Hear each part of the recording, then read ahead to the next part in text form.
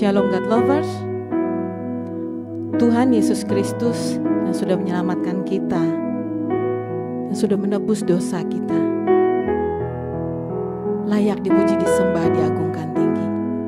Saya mengajak God Lovers pagi hari ini untuk memuji, memuliakan Tuhan dan mendengarkan firman-Nya.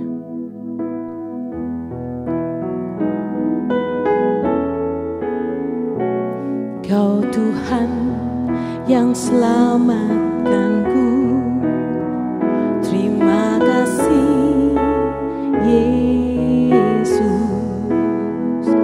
Kau Tuhan yang pulihkanku, terima kasih.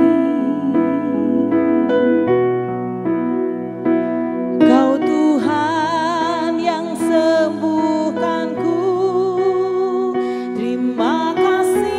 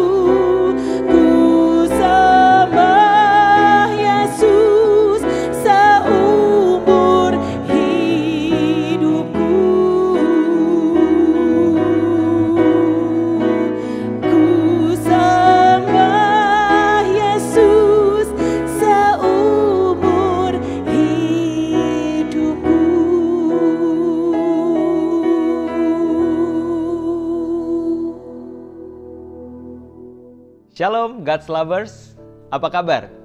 Jumpa kembali bersama saya Randy Chandra Dinata di dalam program Words from Heaven.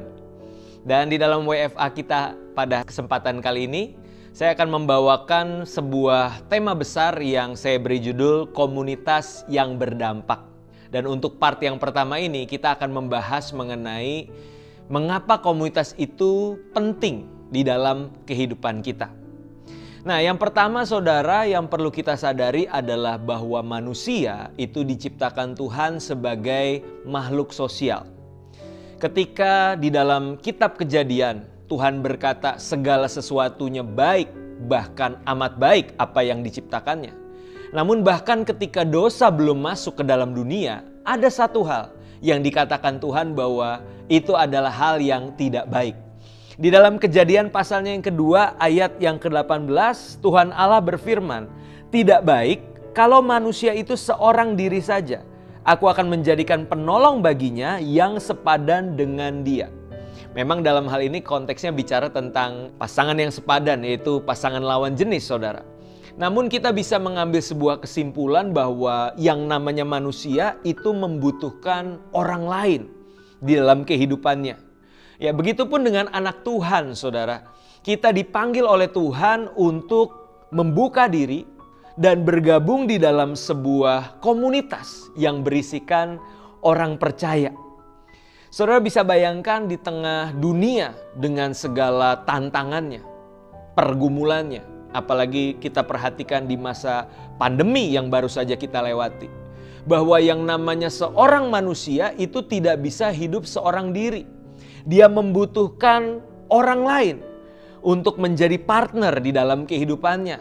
Ya, kalau bahasa sekarang itu menjadi support system bagi dia. Di mana orang lain di dalam komunitas tersebut bisa mendoakan, bisa memberikan kata-kata yang memotivasi, ya, bisa mensupport di dalam berbagai macam hal. Bahkan lebih jauh lagi, orang lain bisa menegur dan mengingatkan jika kita sudah mulai melenceng dari kebenaran. Nah, maka dari itu saudara, saya mau ingatkan setiap kita untuk berhenti jadi Kristen yang ansos, saudara ya.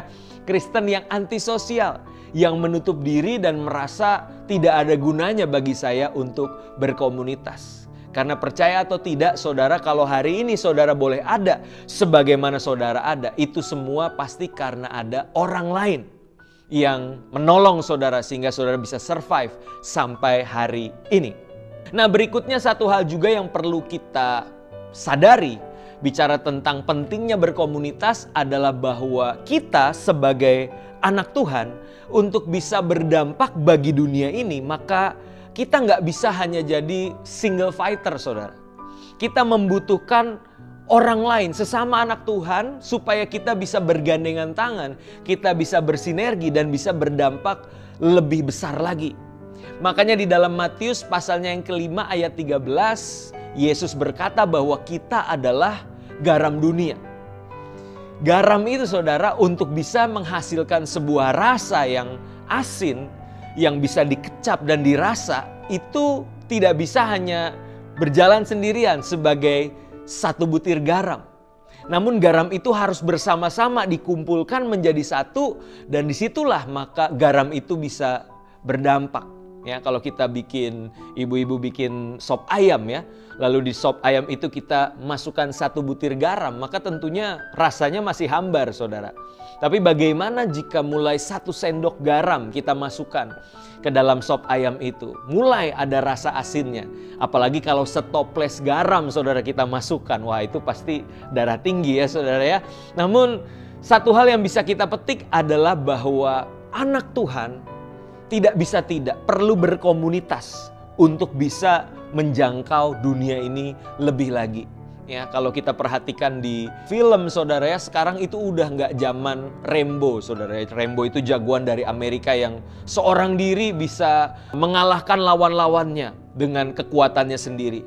Namun sekarang ini zamannya adalah kita bersama-sama di Avengers saudara ya. Ada banyak superheroes yang bergabung untuk bisa bergandengan tangan dan menghasilkan hal yang lebih besar di dalam sebuah komunitas. Nah, maka dari itu saudara, mari Kita sebagai anak Tuhan mulai bersinergi satu dengan yang lain di dalam komunitas. Dengan karunia yang tentunya berbeda-beda, bukan sebagai kelemahan, namun justru karunia yang berbeda itu ada untuk kita bisa saling melengkapi. Kita bergandengan tangan.